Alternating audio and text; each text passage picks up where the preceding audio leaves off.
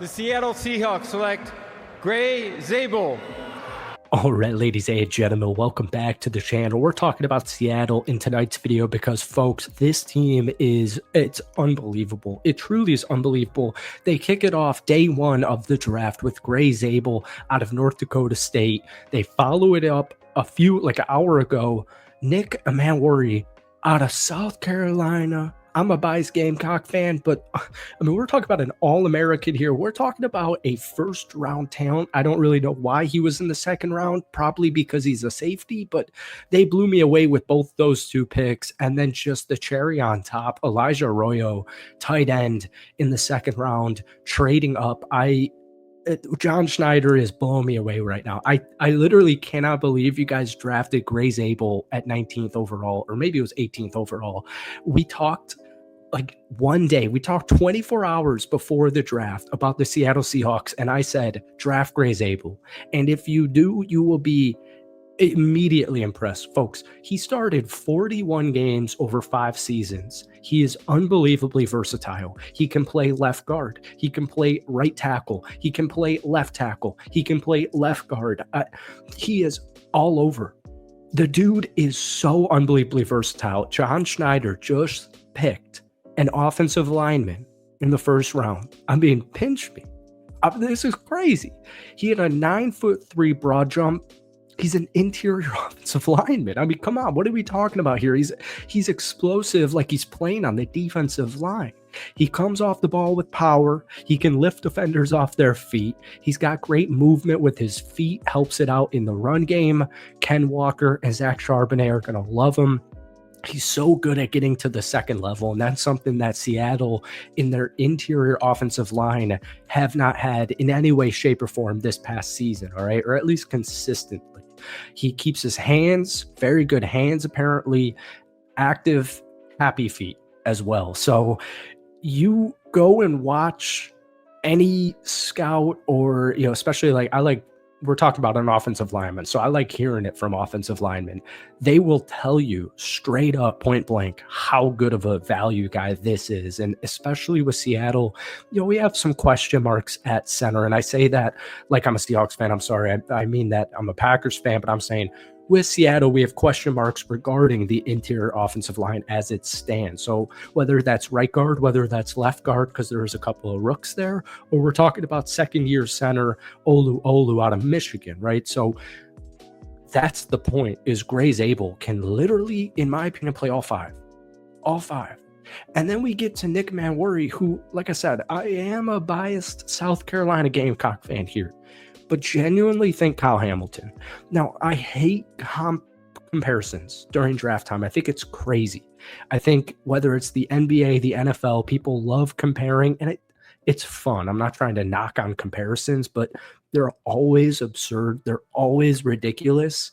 And I think Kyle Hamilton is the best representation of what you're about to get with this kid. And especially considering Mike McDonald's defense, this dude is going to be lining up at the line of scrimmage so often. He was just one of 4 players since 2003 who stands at least 6'3" and recorded a vertical jump over 40 inches and ran a sub 4.4. It's insane. This guy is a freak athlete. He's got urgency. He is decisive. He makes his decisions like that. He disrupts plays, whether it's screens, you name it. He can match up against tight ends. He can press in the slot. He can undercut routes and pick off the quarterback. He had 4 interceptions last season, and 2 of them were for interceptions. 2 of them. He had 2 pick six. He's got long arms. He's huge. He's huge in 50-50 balls. He's physical. He is exactly what you want on this defense. You know what? Now that I'm saying this out loud, you know what this pick reminds me of? Different position, but these are guys who are not afraid to hit. That's honestly a lost art in the NFL in this era. Devin Witherspoon. This reminds me in a similar light of Devin Witherspoon, who is about to become one of, and people are going to know this, one of the best quarterbacks in the NFL because the dude is a beast and he's only getting better. But I think that's a really good comparison. And like I said, it's kind of a lost art where you have these guys who like to just hit. He led South Carolina in total tackles in 2 of the past 3 seasons. All right, so I'm blown away by that draft pick, and I'm so happy for Seattle that you guys landed him, and I'm just so happy that he was. It's crazy. It truly is crazy. And by the way, hit that like button, hit that sub button. We post a ton of Seahawks content, NFL content all day on this page. The 3rd round will be going on tonight, but it's like 9 o'clock here in Florida. I'm about to eat.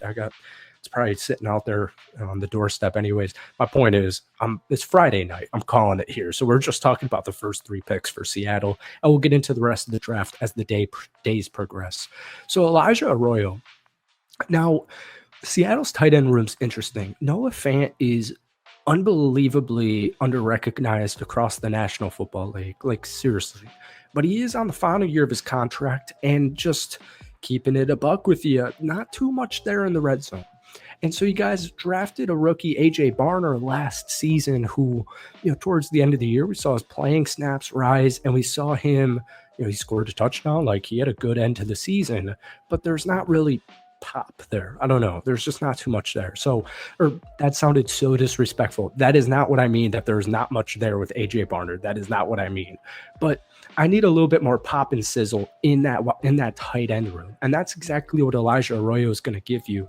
Now, he missed most of 2022 and 2023 due to knee injury. So there is a little bit of concern there. But this past season, he started in all 13 games and averaged 17 yards per catch. He's a tight end. So he separates. He's very good at creating separation. He's good at just high IQ, finds soft spots in zone coverage, gets open when the quarterback is mobile, and that's just good to keep in mind that Sam Darnold does like to use his feet, kind of similar to Geno Smith, where they're not known for their running, but they certainly can run if they have to. They're athleticism, right? They're athletes, and so that's good for Sam Darnold. And Elijah Royo is good at just getting open, finding ways to get open. He's also super solid catching deep passes, and I'm excited about this Seahawks team. Looking at this depth chart right now, it's just truly insane. And what people don't even know is the Seahawks defense last season in the second half were a top 5 defense, and you just added a stud safety.